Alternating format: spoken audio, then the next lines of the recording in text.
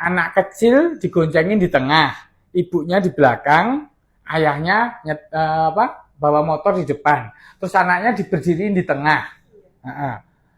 Ya, yang fatal itu kalau anaknya tuh sambil makan, misalnya makan bakso goreng, atau cilok atau apa saja. Itu pada saat tertentu sana makan sambil berdiri bisa kesedak. Kalau kesedak masuk ke saluran napas. Saluran napas itu kan di depan. Kalau saluran napas depan, saluran makan di belakang.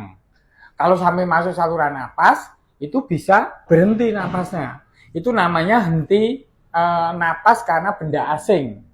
Nah, itu harus segera dikeluarkan. Kalau nggak dikeluarkan dalam waktu kira-kira 3 menit sampai 5 menit ya bisa meninggal. Ini tak ajarin cara kalau misalnya tiba-tiba terjadi hal seperti itu. Ya, namanya manuver Heimlich. Manuver Heimlich itu kalau misalnya ngelihat anak kecil makan apa kesedak, tuh nggak bisa napas kayak gitu.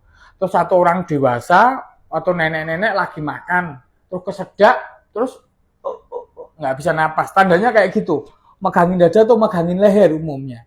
Nah, kalau kayak gitu, lakukan manuver Heimlich. Kalau misalnya orang setinggi Ucok ya, Ucok kan segini, berdiri Cok. Ya, kamu pura-pura megangin leher Cok. Ya, kayak gini kan.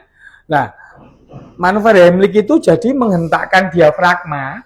Diafragma itu batas antara perut dan dada. Nah, itu dengan kepalan tangan. Jadi gini caranya.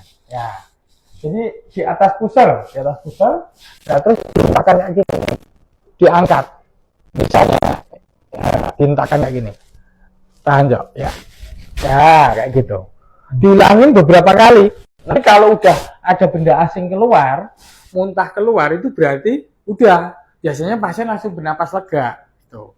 Nah, jadi ini dikepelkan, nah ini megangin sini, nah dihentakkan ke atas, nah gitu. Beberapa satu kali lihat, 2 kali lihat kayak gitu. Nah, kalau anak kecil ya kita sambil gini, misalnya jongkok.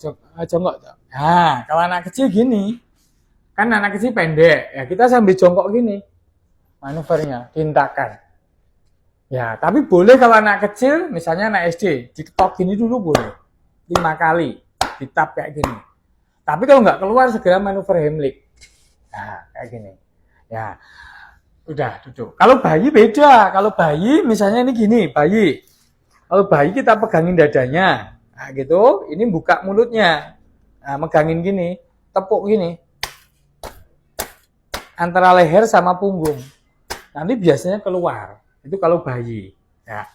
Nah, itu makanya kan sekarang tuh banyak sekali yang pengen nyenengin anaknya terus pada berdiri di tengah. Ya kan, itu nggak boleh. Entah anak bisa kelilipan, entah bisa keselak, itu bisa fatal.